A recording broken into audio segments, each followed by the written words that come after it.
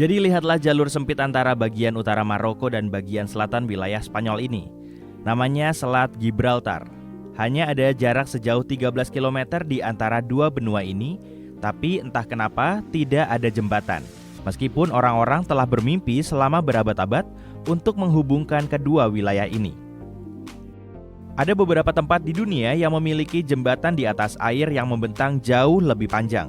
Sebagai contoh, The Lake Pontchartrain Causeway di dekat New Orleans, Louisiana, membentang sejauh 38 km yang merupakan 3 kali panjang jembatan hipotetis antara Afrika dan Eropa. Jembatan ini tercatat dalam Guinness Book of Records sebagai jembatan terpanjang yang melintas di atas air. Jembatan ini terdiri dari 2 jembatan paralel dan menghubungkan daerah perkotaan New Orleans dan permukiman kecil di utara Danau Pontchartrain. 9.000 tiang pancang beton menopang lebih dari 1.000 dek di atas air. Struktur berskala besar ini dibangun pada pertengahan abad ke-20. Hanya butuh waktu 14 bulan dari awal pembangunan hingga selesai. Para insinyur Amerika menciptakan teknologi unik untuk memasang tiang pancang beton ke dasar jembatan. Dan jembatan ini masih berfungsi. Jadi apa masalahnya membangun jembatan yang lebih pendek untuk menghubungkan Afrika dan Eropa? Pertama-tama mari kita cari tahu nilai jembatan sepanjang 13 km yang dapat menghubungkan dua benua dan alasan kenapa semua orang membicarakannya. Faktanya, nilai jembatan seperti itu akan sangat besar. Berlian, minyak, mineral, Afrika penuh dengan bahan-bahan berharga, dan Eropa dengan senang hati membeli benda-benda ini. Jembatan teoritis ini dapat memungkinkan orang mengangkut barang-barang untuk perdagangan dengan cepat dan nyaman. Tapi sekarang pertukaran barang antara Afrika dan Eropa hanya mungkin dilakukan dengan pesawat terbang dan kapal kargo. Dan pesawat terbang sangat mahal karena harga bahan bakar yang tinggi. Selain itu, perjalanan udara sering tertunda karena cuaca buruk. Ada prosedur bea cukai yang panjang dan transportasi dari bandara ke tempat tujuan. Kapal juga bisa menjadi masalah. Area sempit di Laut Mediterania, di mana dua benua berada paling dekat satu sama lain, merupakan tempat yang berbahaya karena badai dan arus yang kuat. Pengangkutan berlian sangat bergantung pada kondisi cuaca. Keuntungan kedua dari jembatan tersebut adalah terciptanya puluhan ribu lapangan pekerjaan. Orang-orang dari Eropa dan Afrika akan membangun hotel, pelabuhan, taman, dan bahkan kota-kota kecil untuk satu sama lain.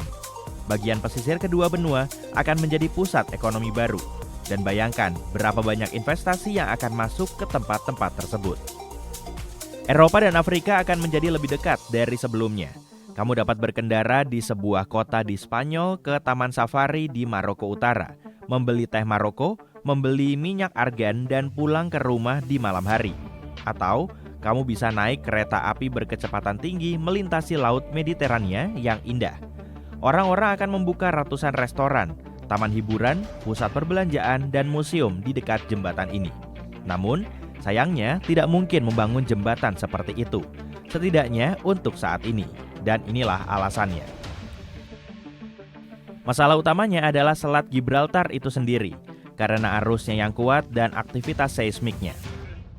Bagaimana kita bisa memulai konstruksi skala besar jika dalam beberapa hari gempa bumi bawah laut dapat memicu gelombang raksasa dan menelan semua kapal ke bawah air? Bahkan jika kita membangun jembatan, aliran air deras yang terus berubah arah dapat mengguncang seluruh struktur dan merobek bagian penghubung konstruksi. Jembatan di atas Selat Gibraltar harus memiliki sistem yang kuat dan kokoh yang dapat menahan aktivitas seismik. Sumber daya yang sangat besar diperlukan untuk menciptakan struktur yang begitu kompleks. Meskipun merupakan jalur berbahaya di antara dua benua, jalur ini tetap menjadi salah satu titik tersibuk di dunia. Ini adalah satu-satunya tempat di planet ini yang menghubungkan Laut Mediterania dan Samudra Atlantik. Sekitar 300 kapal melewati daerah ini setiap hari. Tidak hanya kapal dagang, tapi juga kapal nelayan dan kapal wisata. Tidak banyak tempat di dunia di mana kita dapat menyaksikan paus keluar dari air. Tidak hanya manusia, tapi juga makhluk laut sering mengunjungi bagian ini karena keunikan arus lautnya. Tapi kita akan membicarakannya nanti. Masalah lainnya adalah kedalaman selat itu. Sederhananya, setiap jembatan di atas air dibangun di atas tiang pancang logam yang panjang. Para pembangun dan insinyur menancapkan tiang pancang ke dasar laut dan menggunakannya sebagai dasar penopang seluruh konstruksi. Namun, memasang tiang pancang dengan cukup kuat adalah tugas yang sulit karena dasar laut yang tidak rata. Dasar laut memiliki lanskap geologi yang unik, ketidakteraturan dan kepadatan batuan bumi yang berbeda. Ada juga terumbu karang, batu, dan lubang. Setiap dasar laut membutuhkan studi geologi yang ekstensif sebelum tiang pancang dipasang. Namun, dasar Selat Gibraltar sangat sulit karena kedalamannya, mencapai hampir 914 meter. Selat ini merupakan salah satu selat terdalam di seluruh dunia. Bayangkan saja kamu akan membutuhkan ketinggian 10 patung Liberty untuk mencapai permukaan air dari dasar selat. Tiang pancang seperti apa yang harus digunakan di sana untuk menahan seluruh jembatan? Kemungkinan besar satu tiang pancang harus terdiri dari beberapa bagian yang dihubungkan menjadi satu batang logam besar.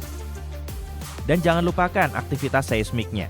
Katakanlah kamu telah memasang tiang pancang yang sangat kuat, tapi keesokan harinya gempa bumi terjadi dan menghancurkan seluruh struktur, dan arus yang kuat membawa benteng ke seluruh Laut Mediterania.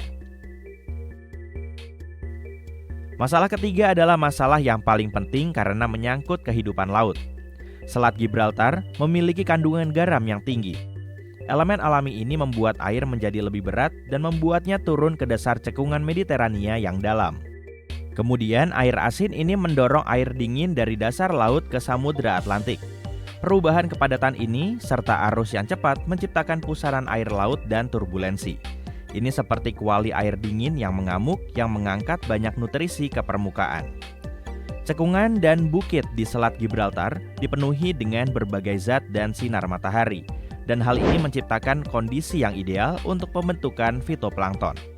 Paus, lumba-lumba, dan makhluk laut lainnya menyukai makanan lezat ini. Itulah mengapa kamu dapat melihat sekitar 7 spesies paus dan lumba-lumba di tempat ini. Apa yang mungkin terjadi pada fitoplankton setelah dimulainya konstruksi global?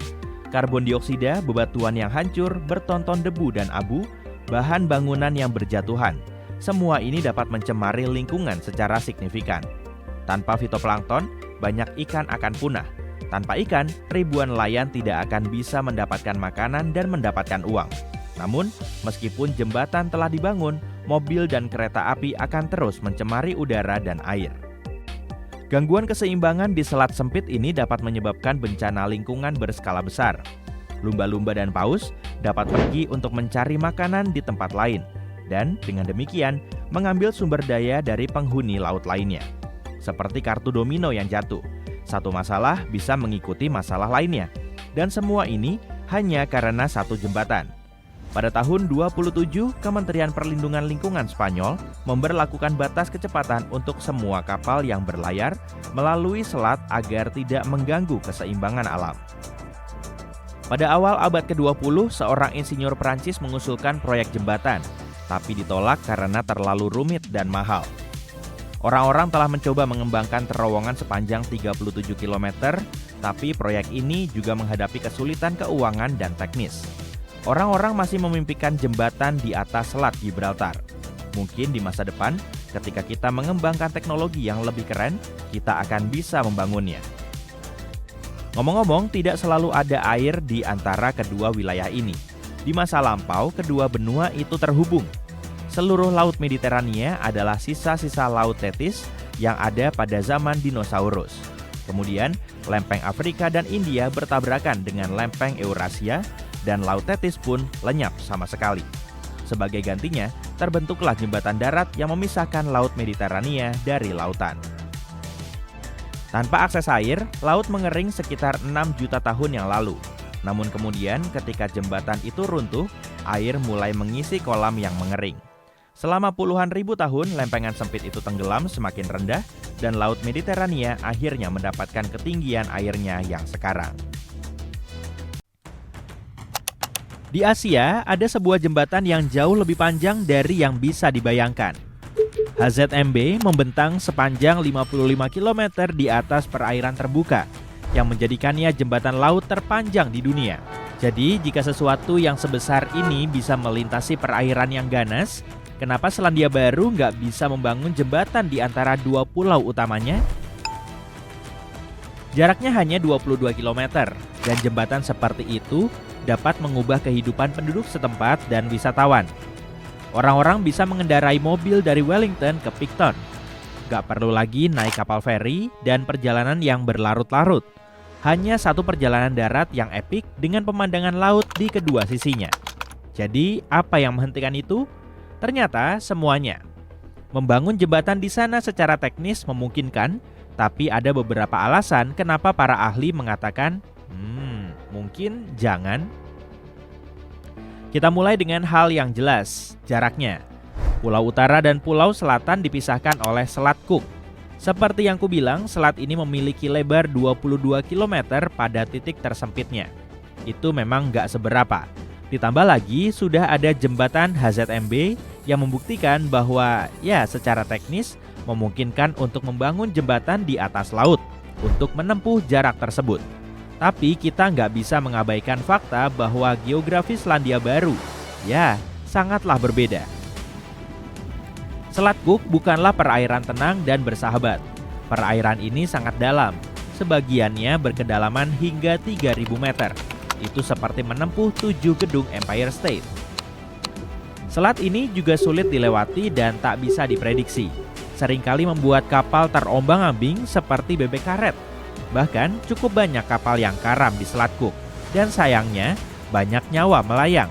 Tapi kamu nggak perlu terlalu khawatir, karena kecelakaan terburuk sudah terjadi di masa lalu. Kapal dan feri yang melintasinya kini jauh lebih aman. Meski begitu, akan sangat sulit untuk menghindari mabuk laut saat menyeberanginya.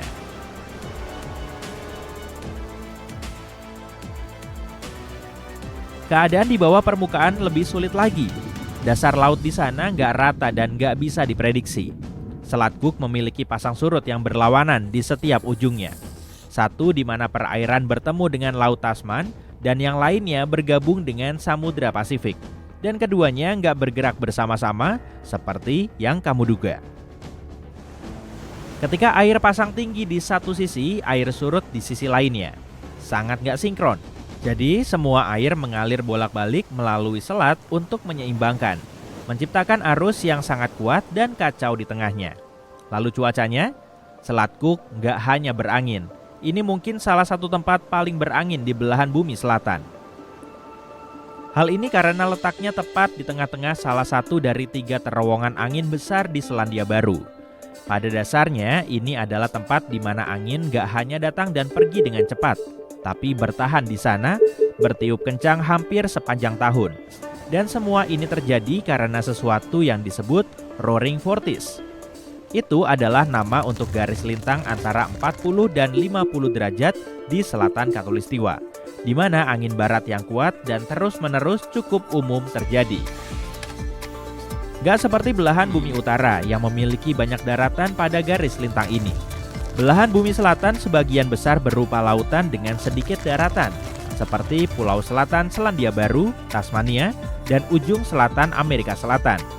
Jadi, angin ini menjadi liar karena nggak ada yang bisa memperlambatnya dan terus bertambah cepat. Hembusan angin di sana bisa mencapai 241 km per jam.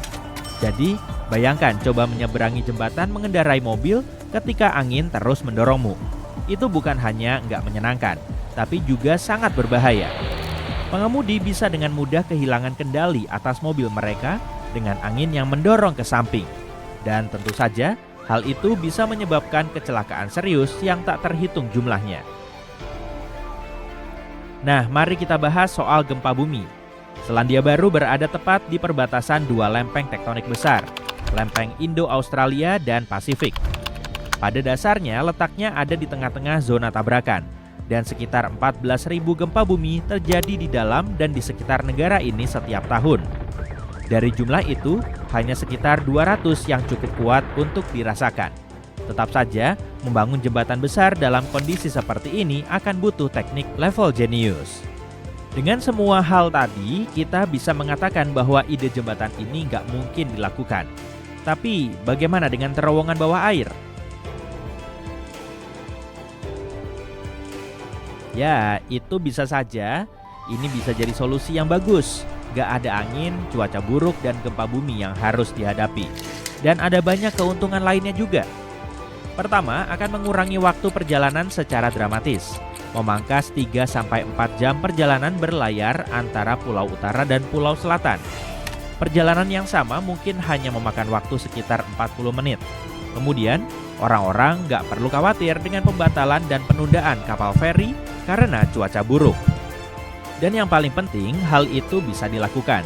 Lihatlah terowongan Channel, terowongan bawah laut yang menghubungkan Inggris bagian selatan dan Prancis bagian utara. Jepang melakukan hal serupa dengan terowongan Seikan yang menghubungkan pulau Honshu dan Hokkaido. Keduanya merupakan proyek besar dengan tujuan yang hampir sama. Jadi kenapa Selandia Baru belum membangun terowongan ini? Ya karena alasan yang sama, kita semua nggak tinggal di rumah pohon mewah dengan robot pribadi, uang. Perkiraannya bervariasi, tapi beberapa ahli menduga proyek seperti ini bisa menelan biaya antara 10 hingga 20 miliar dolar.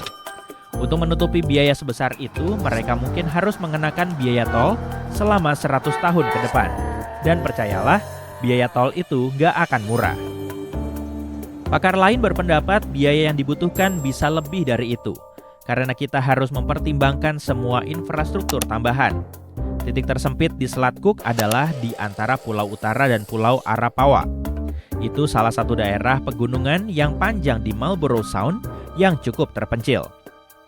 Jadi ini bukan hanya tentang biaya jembatan atau terowongan itu sendiri, tapi juga jalan akses, sistem keselamatan, pemeliharaan, dan rencana evakuasi. Kamu nggak bisa hanya membangun terowongan bawah air yang besar tanpa perencanaan soal situasi darurat yang mungkin terjadi. Dan untuk apa sebenarnya proyek ini akan digunakan? Tentu ada banyak orang yang melakukan perjalanan antar pulau. Sekitar 1 juta penumpang menggunakan feri setiap tahunnya. Tapi itu bukan jenis lalu lintas yang membenarkan proyek infrastruktur termahal dalam sejarah negara ini. Sebelumnya kita sudah membahas bagaimana Inggris dan Jepang memiliki terowongan bawah laut yang serupa. Tapi ada satu hal yang perlu dipertimbangkan. Inggris memiliki populasi sebesar 69 juta jiwa. Jepang memiliki lebih banyak lagi, sekitar 123 juta orang. Dan di Selandia Baru, hanya ada 5 juta penduduk untuk membiayai proyek ini. Jadi, mungkinkah mereka memiliki terowongan di bawah Selat Cook? Tentu saja, tapi haruskah? Mungkin enggak. Kalau nggak ingin terbang, satu-satunya cara lain untuk bepergian antar pulau adalah dengan feri. Memang nggak ideal, tapi itu bisa dilakukan. Selandia Baru memiliki total 5 kapal yang mengangkut orang dan kendaraan melintasi pulau-pulau. Bagi wisatawan yang nggak terburu-buru, ini sempurna. Kamu bisa menyeberangi pulau-pulau sambil menikmati pemandangan sangat indah dan melihat marga satwa yang menakjubkan. Kamu bisa memulai perjalanan di Wellington dan langsung dari sana kamu bisa melihat pesisir pantai Pulau Utara yang berbatu-batu saat menuju ke perairan terbuka. Kamu mungkin akan melihat berbagai jenis burung laut, seperti camar dan dara laut, dan saat mendekati Pulau Selatan, kamu mungkin akan melihat burung dendang laut. Jika beruntung, kamu juga bisa melihat sekilas koloni anjing laut di lepas pantai. Selama 1 jam terakhir perjalanan, kapal feri akan melambat, sehingga kamu bisa menikmati perbukitan hijau dan perairan yang tenang. Kamu juga akan mendekati Queen Charlotte Sound, tempat yang terkenal dengan marga satwanya. Jadi bersiaplah melihat paus pembunuh, lumba-lumba, dan bahkan penguin. Jujur saja, menaiki feri mungkin nggak terlalu buruk.